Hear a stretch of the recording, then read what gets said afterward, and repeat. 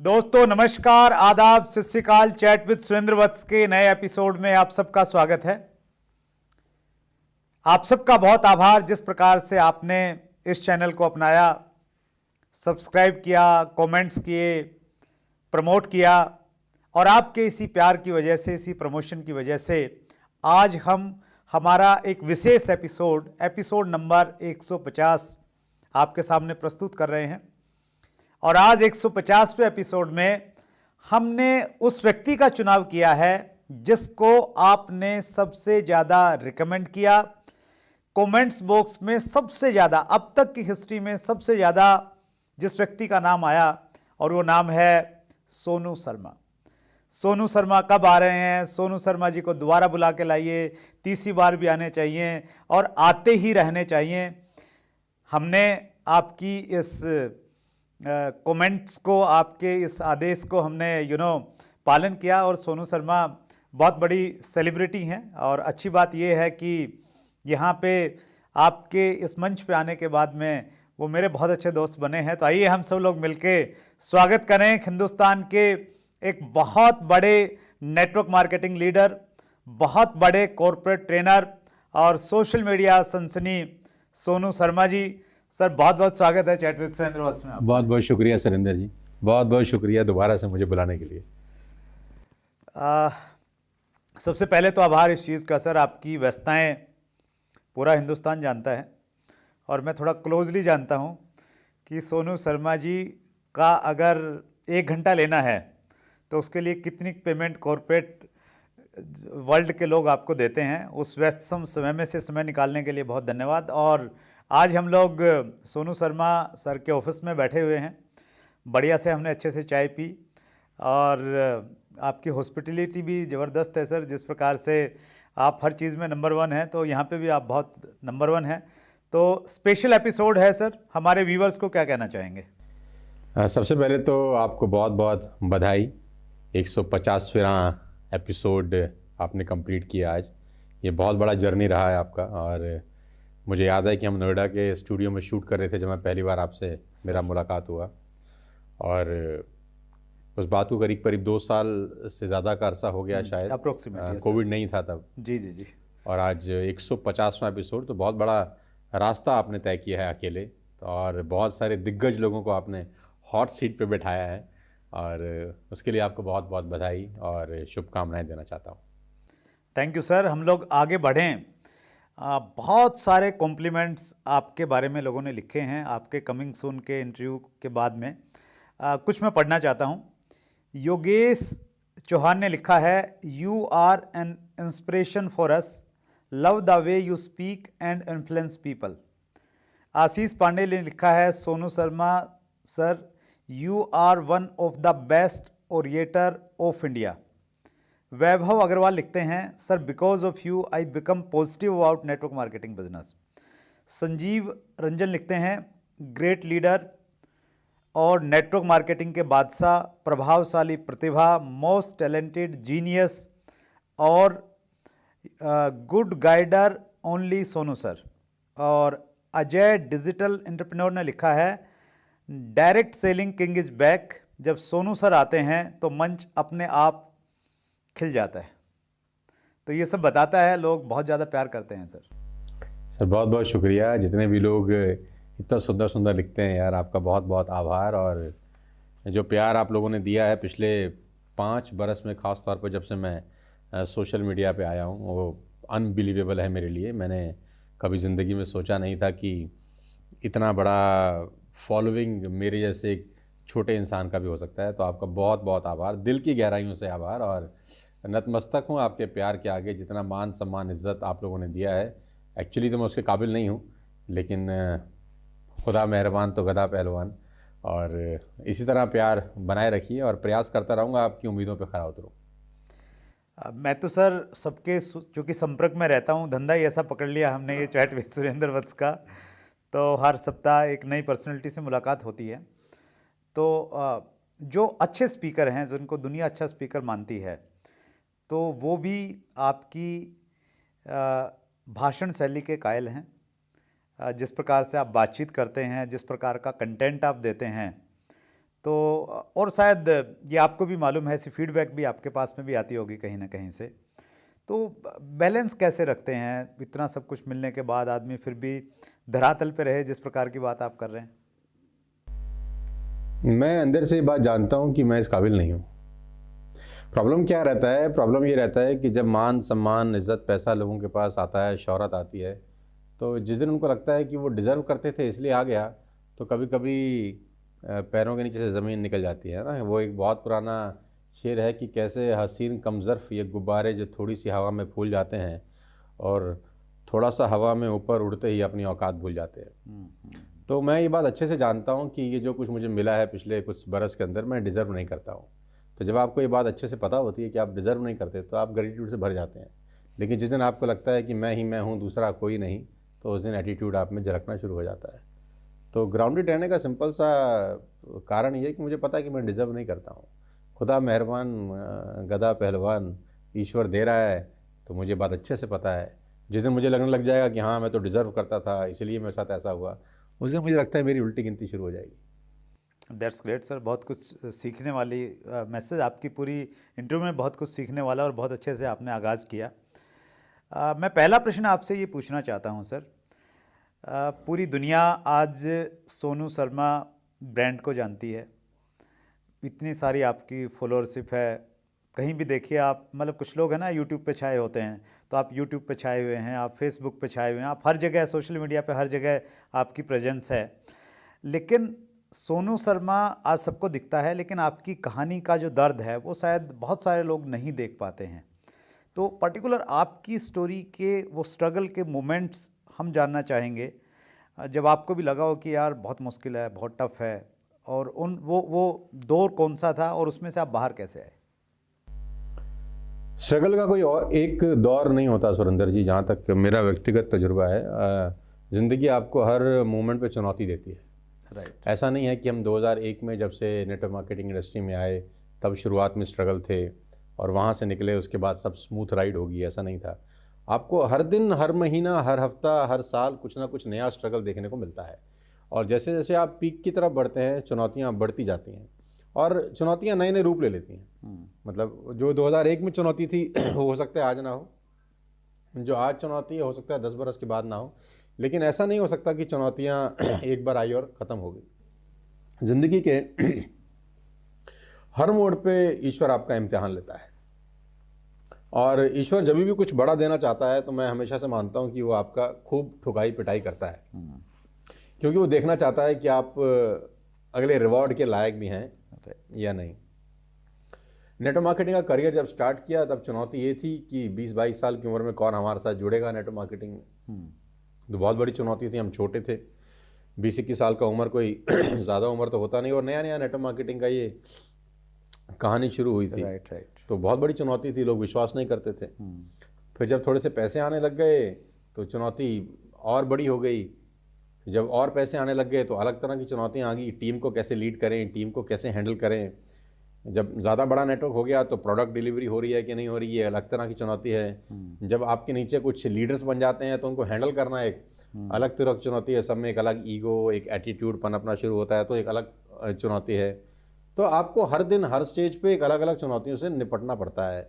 जो चीज़ आपको सामने से दिख रही है उसके पीछे की मेहनत बहुत ज़्यादा होती है, वो किसी को शायद फ्रंट व्यू से नज़र नहीं आता। और चुनौतियाँ बरकरार हैं। अभी सबको पता है कि 4-5 महीने पहले हमको कोविड हो गया और पूरे परिवार को हमको कोविड था। ये बात 22 अप्रैल 2021 की है और ये लेटेस्ट चुनौती है जो मेरी ज़िंदगी में आई। मेरा पूरा परिवार कोविड से इफ़ेक्टेड था। आई लॉस्ट माई फादर इस प्रोसेस के अंदर, I lost my sister in law इस प्रोसेस के अंदर। एक दिन के अंदर हमने 2 संस्कार किए, जो कि मैंने कभी ज़िंदगी में सोचा नहीं था कि मेरे साथ ऐसा हो जाएगा। और मेरा CT स्कोर 19 था आउट ऑफ 25, यानी 80% मेरे लंग्स भी इम्पैक्टेड थे। और मेरी वाइफ का CT स्कोर 24 आउट ऑफ 25 था, यानी उसके 95% लंग्स इम्पैक्टेड थे। शी वाज हॉस्पिटलाइज और ICU में थी वो 24 दिन तक इन अ वेरी क्रिटिकल कंडीशन। और एक बार का टाइम तो मुझे भी ऐसा लग रहा था कि शायद वो भी ना बचे। तो एक दिन में जिस व्यक्ति ने 2 संस्कार किए हों और उसकी वाइफ हॉस्पिटलाइज हो ऑन अ डेथ बेड, तो आप समझ सकते हैं कि इससे बड़ी चुनौती और आपकी ज़िंदगी में क्या हो सकती है। और बाकी सारे के सारे लोग कोविड पॉजिटिव हैं आपके घर के अंदर। तो वो 22 अप्रैल से लेकर अगले 2 महीने बहुत ट्रॉमा के थे मेरी ज़िंदगी के अंदर। बिज़नेस छूट चुका था, मतलब मैं दुनिया को मोटिवेट और पॉजिटिव कर रहा हूँ। एक बार तो मुझको भी लगा कि ये ईश्वर क्या दिखा रहा है, हमने तो कभी ऐसा सोचा भी नहीं था, ख्वाब ख्याल में भी कल्पना नहीं करी थी। तो वो एक अलग तरह की चुनौती थी। आप बिज़नेस से आउट थे, आप बिज़नेस से आपका कोई कांटेक्ट नहीं था, और ऐसे टाइम पर जब कोई आपका निकटतम व्यक्ति जो आपका दोस्त है वो भी आप तक चाहकर भी नहीं आ सकता, क्योंकि सिचुएशन हम सबको पता थी, कोविड इतना फैला हुआ था उस सेकंड लॉकडाउन के अंदर, जो सेकंड वेव जो थी, कोई चाहकर भी एक दूसरे से मिल नहीं पा रहा था, सपोर्ट चाहकर भी कोई नहीं कर पा रहा था, किसी के दुख में कोई चाहकर भी नहीं खड़े हो पा रहा था। तो आपको अकेला ही सब हैंडल करना था। वो दवाइयों की ब्लैक मार्केटिंग हो रहा था, और वो हॉस्पिटल्स में बेड का ना मिलना, ऑक्सीजन की शॉर्टेज, तो सारे के सारे चैलेंजेस, और वो आप तब फेस कर रहे हैं जब आप खुद हिल नहीं सकते। आपका मतलब आप अकेले हैं घर में जो सब मैनेज करने वाले हैं। आपके घर के 3-3 लोग हॉस्पिटल के अंदर हैं और सीवियर कंडीशन में, जिसमें से 2 लोगों का डेथ हो चुका है, तीसरा एडमिट है इन सीवियर कंडीशन। तो एक अलग तरह का चुनौती था। तो मुझसे बहुत सारे लोग पूछते भी थे उस प्रोसेस के अंदर कि यार हमने कभी सोचा नहीं था कि तेरे साथ ऐसा हो सकता है। तो मैं उस वक्त भी लोगों से इसी तरह से बोलता था कि यार भगवान मुझे जो भी देता है छप्पर फाड़ के देता है। उसने सुख समृद्धि मेरी शोहरत भी छप्पर फाड़ के दी, अब वो दुख भी दे रहा है तो भी छप्पर फाड़ के दे रहा है। तो मैंने जब पहली बार अफसोस नहीं किया तो मुझे अब भी अफसोस नहीं करना चाहिए। वो 2 महीने क्रिटिकल थे, मैं उससे बाहर निकला और वापस बैक टू लाइफ हुआ। कहते हैं ना कि the show must go on, ये शो चलते रहना चाहिए। अगर मैं डिमोटिवेट हो जाऊंगा तो इतना बड़ा नेटवर्क है, इतना बड़ा टीम है, उनको कौन सपोर्ट करेगा। तो फिर खड़े हुए। वो ईश्वर दुख देता है तो ताकत भी वही देता है लड़ने की। तो उसने ताकत दी और मैं फिर से खड़ा हुआ और फिर आज आपके सामने बैठा हूँ। चुनौतियाँ हर पल रहती हैं और ये कोई आखिरी चुनौती नहीं है जीवन की। अलग अलग तरह की चुनौतियाँ अलग अलग फेस में आपको झेलनी पड़ेंगी, और चुनौतियाँ आपको और बलवान और शक्तिशाली बनाने के लिए ही आती हैं। तो इससे हम लोग ये सबक लें सर कि अगर किसी भी व्यक्ति की ज़िंदगी में कुछ भी चुनौती है तो उससे घबराए नहीं, वो उसको इस रूप में लें कि ऊपर वाला उसको टेस्ट कर रहा है। 14 साल के लिए भगवान राम को वनवास हुआ, इससे बड़ी चुनौती क्या हो सकती है। एक इतने बड़े राज्य का मालिक, about to the king of the kingdom, जो राजा होने वाले थे इतने बड़े राज्य के, उनको 14 साल के लिए भेज दिया गया घने जंगलों में बिन चप्पल बिन जूते के। तो और लेकिन उसी 14 बरस ने उन राम को मर्यादा पुरुषोत्तम भगवान राम बना दिया। तो चुनौती एक अवसर भी है आपको और बड़ा होने के लिए। चुनौती एक अवसर है कि आप और अपने आप को निखार सकते हैं कि नहीं, और ईश्वर आपको ठोकता बजाता रहता है हर कदम पे कि मैं इसको कुछ बड़ा देने वाला हूँ, लेट मी टेस्ट हिम कि उस लायक है भी सही या नहीं। एक और चुनौती की बात करते हैं सर, शायद वो चुनौती रही होगी आपके लिए, हमें तो लगता है चुनौती थी। जब आपने अपनी पुरानी कंपनी से नई कंपनी में आपने शिफ्ट किया, उस समय बहुत हंगामा बचा, और उस हंगामे को हमने इसलिए देखा क्योंकि आपका हमने इंटरव्यू शूट किया था और उसके 1 महीने के बाद में ये घटना घटी।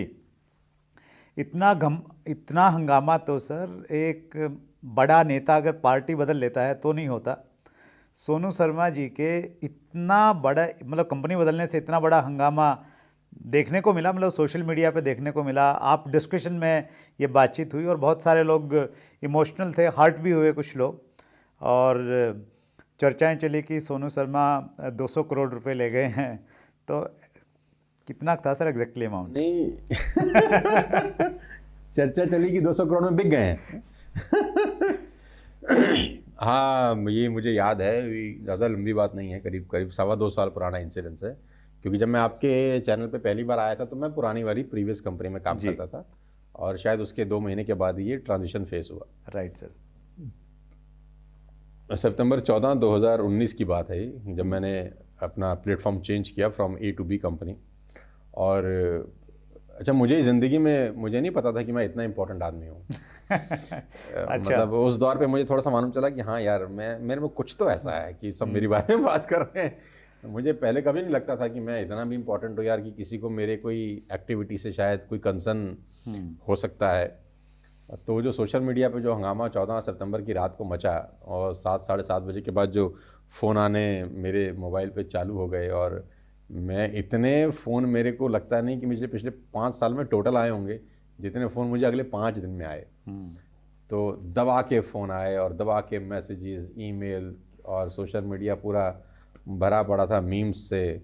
और मैं अकेले में बैठ के सोच रहा था यार मैंने ऐसा क्या कर दिया भाई।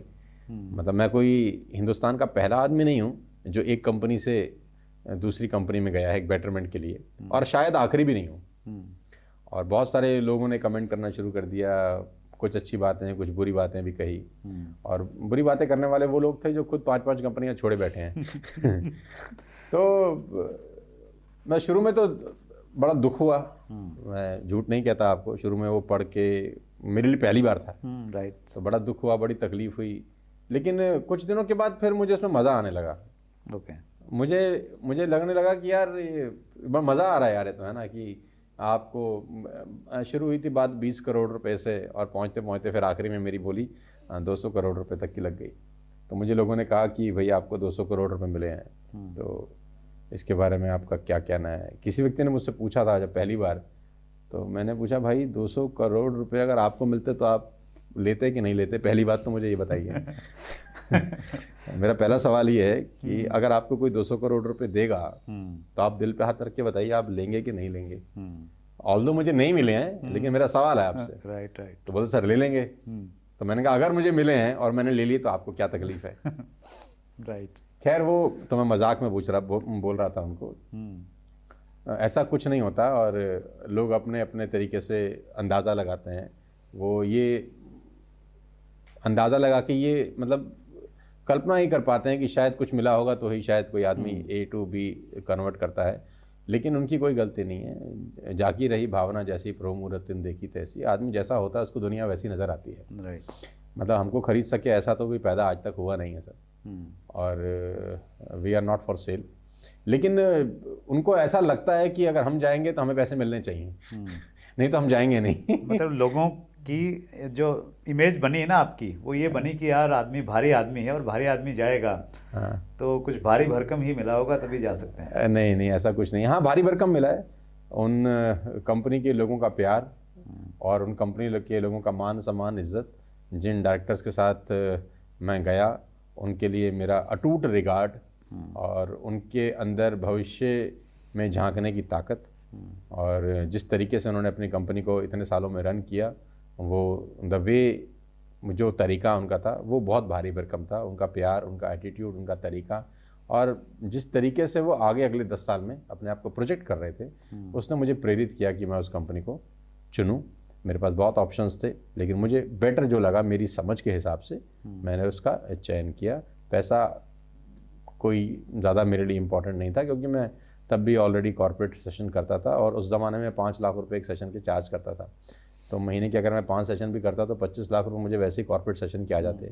तो 25-30 लाख रुपए का मतलब साल के 3-3.5 करोड़ तो मैं वैसे ही कॉर्पोरेट सेशन से कमा लेता। आज से 2 सवा 2 साल पहले जो मैं कमा ही रहा था। तो 10-15-20 करोड़ रुपए के लिए कोई आदमी ऐसा स्टेप लेगा, इतना मैं बेवकूफ़ नहीं हूँ।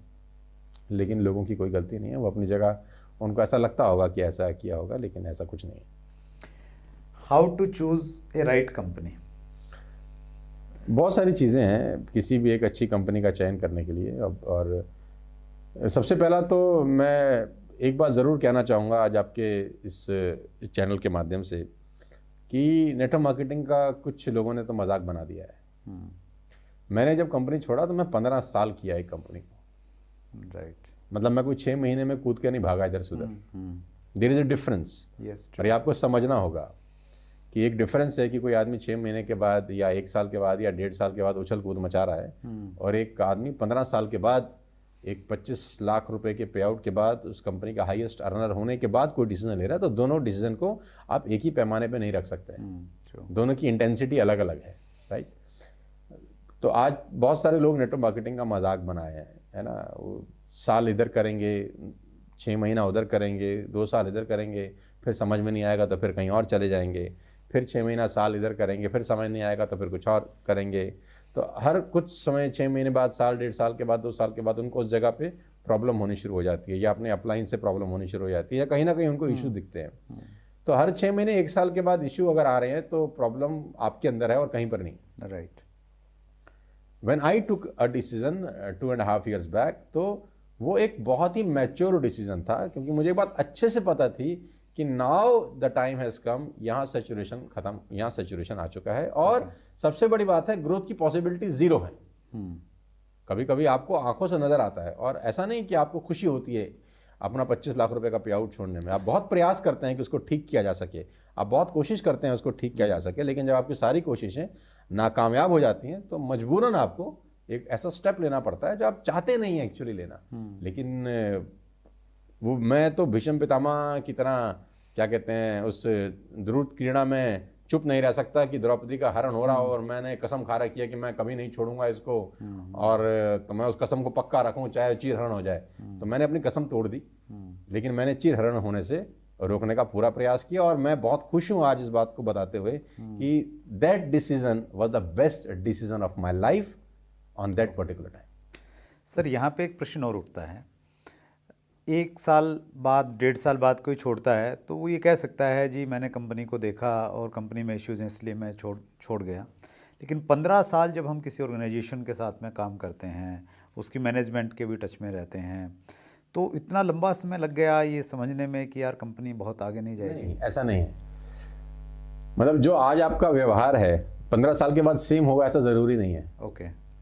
मतलब सुरेंद्र वत्स के बाद जब स्कूटर है और सुरेंद्र वत्स के बाद जब एस क्लास है, तो ज़रूरी नहीं है कि स्कूटर वाले दिन जैसे सुरेंद्र वत्स का व्यवहार दुनिया के लिए था, एस क्लास वाले दिन भी ऐसा ही रहेगा। ऐसे बहुत कम लोग होते हैं। सुरेंद्र वत्स हो सकते हैं, लेकिन ऐसा नहीं है कि सब लोग ऐसे होते हैं, है ना। तो जब आपका व्यवहार चेंज होता है ना पैसा आने के बाद, तकलीफ तब शुरू होती है। Okay, got it. फिर जब आप आदमी को आदमी नहीं समझते, लीडर को लीडर नहीं समझते, कंपनी को लीडर चलाते हैं, कंपनी को प्रोडक्ट नहीं चलाते, कंपनी को बिजनेस प्लान नहीं चलाते, कंपनी को लीडर्स चलाते हैं। जितने भी लोग नेटवर्क मार्केटिंग में, वो इस कंपनी के एम्बेसडर्स हैं। हर कंपनी के अपने अपने एम्बेसडर्स हैं जो लोग काम कर रहे हैं।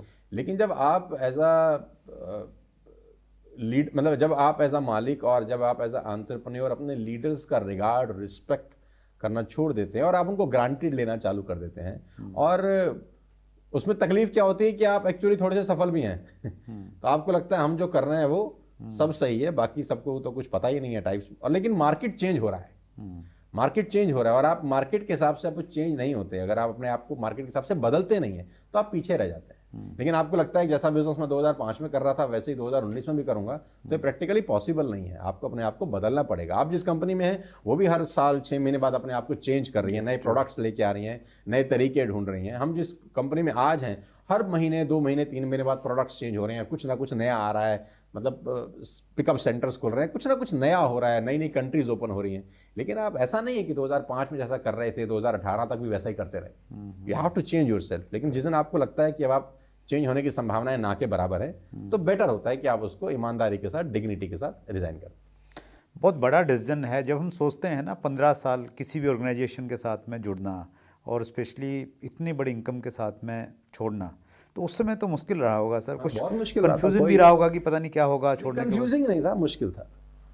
ऐसा लगा था कि देखिए एक जगह हमने नेटवर्क बनाया, हाईएस्ट लेवल पे गए, तो दूसरी जगह जाएंगे शुरुआत तो जीरो से ही करनी पड़ेगी। जीरो से 100%। और कहीं ना कहीं दिमाग में ये तो आया होगा कि यार अगर सफल नहीं हो पाए तो क्या होगा। नहीं, मेरे दिमाग में ये बिल्कुल भी नहीं था कि मैं सफल नहीं होऊंगा। ओके। कन्फ्यूजन बिल्कुल नहीं था। हाँ, टफ डिसीजन था, इसको मैं नकार नहीं सकता। मैं आज भी ये कहता हूँ कि वो मेरा पहला प्यार था, आज भी पहला प्यार है। मतलब उसको तो मुझे एक्सेप्ट करने में आज भी कोई तकलीफ नहीं। जिसमें हमने 15 साल लगाए, हम उसको कैसे बोल सकते हैं कि नहीं वो ख़राब है या वो बिल्कुल बर्बाद है या वो बिल्कुल ख़राब चीज़ है। मैं तो ऐसा आज भी नहीं बोल सकता। मेरा पहला प्यार था। जिस दिन मैं वहाँ से आया, मैं प्रॉपर रिज़ाइन करके आया, मैं उनके डायरेक्टर साहब के साथ बैठा, हम लोगों ने कप ऑफ चाय शेयर किया 14 सितंबर की दोपहर को, हाथ मिलाए, इमोशनल हुए, थोड़ा सा वो भी रोए, थोड़ा सा मैं भी रोया, इमोशनल हुए, और एक डिग्निटी के साथ, एक गुड फेथ के साथ दोनों ने एक दूसरे को बेस्ट ऑफ लक बोला। यही एक समझदार मैच्योर लोगों का निशानी है कि भी आज तक हम आपके साथ थे, अब मुझे लगता है कि रास्ते अलग हो गए हैं। 20 साल के बाद डिवोर्स हो जाते हैं, 25 साल के बाद डिवोर्स हो जाते हैं, जब साथ फेरे लिए जाते हैं उसके बावजूद भी। तो इसका मतलब ये नहीं है कि वो खराब है या आप ठीक है, आपको समझ में नहीं आ रहा, उनके साथ आपकी जम नहीं रही किसी भी ABCD रीज़न से, तो बेटर है कि हम लोग डिग्निटी के साथ अपने अपने रास्ते अलग कर लें। हाँ, although it's was a tough decision, क्योंकि 25 lakh rupees per month was a huge amount. 25 lakh रुपए पर मंथ बहुत ह्यूज अमाउंट है। मुझे पता था स्क्रैच से शुरू करना पड़ेगा, लेकिन ये बात मुझे अच्छे से पता थी कि जब मैं 15 साल पहले मुझे कुछ नहीं था मेरे पास, जब मैं वहाँ से यहाँ तक आ सकता हूँ, तो 15 साल के बाद तो मेरे पास कुछ तो ऐसा है कि मैं दोबारा से बिल्ड कर लूँगा। राइट। कि मैं दोबारा से बिल्ड कर लूँगा, और मैंने वही किया। और आज इस बात को 2.25 साल हो गए, और मैं अपना प्राउड के साथ कह सकता हूँ कि जो मैंने वहाँ 15 साल में पाया था उससे ज़्यादा मैं 2 साल में पा चुका हूँ। That's great. तो इसको हम लोग इस रूप में देखें, हमारे व्यूवर्स ये सबक लें कि अगर वो किसी कंपनी में हैं और उनको लगता है कि यार यहाँ पे मुझे प्रोग्रेस नहीं मिलेगी या यहाँ पे उस प्रकार की चीज़ें नहीं हैं, तो एक बड़ा डिसीजन उनको लेना चाहिए। देखो, मैं ये नहीं बोलता कि आपको हर 6 महीने, 1 साल, 1.5 साल, 2 साल में उछल कूद करनी है, मैं ऐसा नहीं कहता। लेकिन अगर आपको किसी भी कंपनी के अंदर 5 साल हो गए और आपको ग्रोथ ही नहीं मिल रही, तो इसका मतलब आपको कुछ ना कुछ तो सोचना पड़ेगा ना। नहीं, सेम कंपनी में दूसरे लोगों को ग्रोथ रहती है समटाइम सर, तो उस समय फिर थोड़ा कंफ्यूजिंग हो जाता है कि बंदे के काम करने के तरीके में गलत है, कंपनी में कुछ इश्यूज़ हैं। नहीं, आप बिल्कुल ठीक कह रहे हैं। एक ही कंपनी में दोनों लोगों का पे आउट अलग अलग होता है, इसमें तो कोई शक ही नहीं है, इसमें तो कोई दो राय नहीं है। लेकिन बहुत सारी चीज़ें हो सकता है कि मेरे मुनासिब नहीं है, या मेरे काम करने की शैली को सूट नहीं करती, या मेरे जो मेरा वे ऑफ वर्किंग है या मेरा वर्किंग का जो स्टाइल है उसको सूट नहीं करती। तो लेकिन हर 6 महीने बाद, 1 साल के बाद, 1.5 साल के बाद, 2 साल के बाद ऐसा डिसीजन, मैं तो कह रहा हूँ कम से कम किसी भी कंपनी में आप एटलीस्ट गिव 5 ईयर्स, 5 साल तो आपको एटलीस्ट देने हैं। राइट। और 5 साल के बाद भी आपको लगता है कि मेरे मुताबिक ग्रोथ नहीं मिल रही, तो आप चॉइस आपके पास है, आप डिसीजन लेने की स्वतंत्रता है। लेकिन 4 महीना लगाया, 6 महीने लगाया, साल लगाया, 1.5 साल लगाया, ये मेरे को समझ में आता नहीं। At least give 5 years. आप जिस भी ब्रांड में जाएं, कम से कम 5 साल की सोच विचार के साथ जाएं और उसमें अच्छे से बिल्ड करें। और कभी कभी कंपनी का प्रॉब्लम नहीं होता, वो जिस एरिया में घुसा है, कभी कभी उस एरिया का भी प्रॉब्लम होता है एमएलएम के अंदर। नेटवर्क मार्केटिंग में एक ही कंपनी में 2 लोग रहते हैं, एक कमाता है एक नहीं कमाता, तो कंपनी की गलती नहीं है। कभी कभी मालूम चलता है वो जिस ग्रुप में घुस गया है, जिस एसोसिएशन में घुस गया है, उसके जो जिन लोगों के साथ वो काम कर रहा है, उन लोगों के अंदर ही वो पोटेंशियल, वो ग्रोथ, वो कैपेबिलिटीज नहीं है। राइट। तो ये भी कंसर्न होता है कभी कभी। एक बहुत बड़ा प्रश्न रहता है डायरेक्ट सेलिंग में, और अक्सर व्यूअर्स कमेंट्स में लिखते हैं कौन सी कंपनी बेटर है, जनरेशन प्लान अच्छा है, बाइनरी प्लान अच्छा है। और आपके पास तो दोनों अनुभव हैं। बिल्कुल परफेक्ट। बाइनरी का भी है, जनरेशन का भी है, तो आपसे परफेक्ट कोई जवाब दे नहीं सकता सर इसका। देखो, मैंने 15 साल सुरेंद्र जी बाइनरी किया, और हर हलवाई अपनी मिठाई को सबसे बढ़िया बताता है। जब हम बाइनरी में थे तो हम कहते थे इससे बढ़िया तो जी कुछ काम ही नहीं है। फिर हम जनरेशन में आ गए तो अब हम ये बोलेंगे कि इससे बढ़िया कोई काम नहीं है, तो लोग बोलेंगे भाई पहले तो आप ये बोलते थे, अब आप ये बोलते हैं। लेकिन मेरी जो सोच है नेटवर्क मार्केटिंग को लेकर, जो भी हमारा एक्सपीरियंस है 20, 21, 22 साल का, मेरे को एक बात अच्छे से पता है कि प्लान से पैसे नहीं आते। प्लान कोई दूध देने वाली गाय नहीं है जिसका दूध आप निकाल के मार्केट में बेच के पैसा बना लेंगे। प्लान से पैसे नहीं आते। प्लान कोई दूध देने वाली गाय नहीं है जिसको चोकर आप दूध निकाल के और मार्केट में बेच के पैसा बना लेंगे, राइट। और आप ही के पहले वाले सवाल के साथ मिलता हुआ ये सवाल है कि एक ही कंपनी में तो प्लान एक जैसा होता है। अब एक ही कंपनी में प्लान तो सब लीडर्स के लिए एक जैसा है, कोई कमा रहा है कोई नहीं कमा रहा, तो प्लान से पैसे नहीं आते, एक बात तय है। और अगर प्लान से ही पैसे आते तो सभी कंपनियों का एक ही प्लान होता। इस दुनिया की जो सबसे सक्सेसफुल कंपनी है उसको लोग फॉलो करते और सब वैसे ही कॉपी पेस्ट मारते, तो एक जैसा सबका प्लान हो जाता। राइट। ना प्रोडक्ट से पैसे आते हैं। मैं आपको ये भी बता दूं, जिन लोगों को गलत फहमी है कि हमारे पास तो बहुत शानदार प्रोडक्ट्स हैं, हम यहाँ से कैंसर मिटा देंगे, ऐसे ऐसे प्रोडक्ट्स भी बाजार में हैं कि हमारा प्रोडक्ट से कैंसर दूर हो जाएगा और ऐसा हो जाएगा और वैसा हो जाएगा, दुनिया भर का प्रोपेगेंडा वाले प्रोडक्ट्स भी हैं बाजार के अंदर। तो ना तो प्लान से पैसे आते हैं अकॉर्डिंग टू माय एक्सपीरियंस, ना आते हैं पैसे आपके प्रोडक्ट से। राइट। पैसे आते हैं माहौल से। ओके। कि आप जिस ग्रुप का हिस्सा हैं उस पर्टिकुलर ग्रुप में माहौल कैसा है। राइट। कल्चर कैसा है उस पर्टिकुलर ग्रुप में कल्चर कैसा है। क्या वो एथिकली बिजनेस कर रहे हैं, क्या वो एजुकेशन को लेकर बिजनेस कर रहे हैं, क्या वो सिस्टम ड्रिवन बिजनेस कर रहे हैं, क्या उनके जो अपलाइन है उस पर्टिकुलर ग्रुप का, उसकी इंटेंसिटी नेटवर्क मार्केटिंग को लेकर क्या है, वो नेटवर्क मार्केटिंग को लेकर अपना भविष्य कहाँ देखता है। मतलब वो पर्टिकुलर ग्रुप का जो भी माहौल चलता है ना सर, वो सबसे ज़्यादा इम्पैक्ट करता है उस ग्रुप की इनकम के ऊपर। ना तो कंपनी का प्लान, ना कंपनी का प्रोडक्ट, ना कंपनी 2 साल से चल रही है, 10 साल से चल रही है, 15 साल से चल रही है, 20 साल से चल रही है, इम्पैक्ट नहीं करती। वो जिस नेटवर्क में, जिस ग्रुप में आप काम कर रहे हैं, उस ग्रुप का पर्टिकुलर माहौल कैसा है, ये सबसे बड़ा इंपॉर्टेंट रोल प्ले करता है, बात नंबर 1। बात नंबर 2, कंपनी का जो मैनेजमेंट है उसका विजन बहुत बड़ा रोल प्ले करता है। जिस भी नेटवर्क मार्केटिंग कंपनी में ग्रोथ हुआ है, बहुत सारी कंपनी है जिन्होंने बहुत अच्छा ग्रोथ किया है, इसका मतलब बड़ा क्लियर है कि उनकी जो लीडरशिप है या जो मैनेजमेंट है उसका विजन बहुत बड़ा है इंडस्ट्री को लेकर। क्योंकि मेरी कंपनी इंडस्ट्री नहीं बनाती, आपकी कंपनी इंडस्ट्री नहीं बनाती, इंडस्ट्री बनाती है अच्छी कंपनियां, जो कुछ 7, 8, 10 अच्छी कंपनीज हैं, ये मिलके एक अच्छा इंडस्ट्री बनाते हैं, राइट। तो जिन जिन लोगों ने 7, 8, 10 कंपनियों के नाम मैं जानता हूं, आपको भी पता है, मैं भी यहाँ पर नहीं बोल सकता हूं, जिन्होंने अच्छा ग्रोथ किया है, कोई 800 करोड़ कर रहा है, कोई 1000 करोड़ कर रहा है, कोई 1500 करोड़ कर रहा है, कोई 2000 करोड़ कर रहा है। इन सब का जो मैनेजमेंट है वो विजनरी मैनेजमेंट है, वो भविष्य में झांकने का प्रयास कर रहे हैं एटलीस्ट।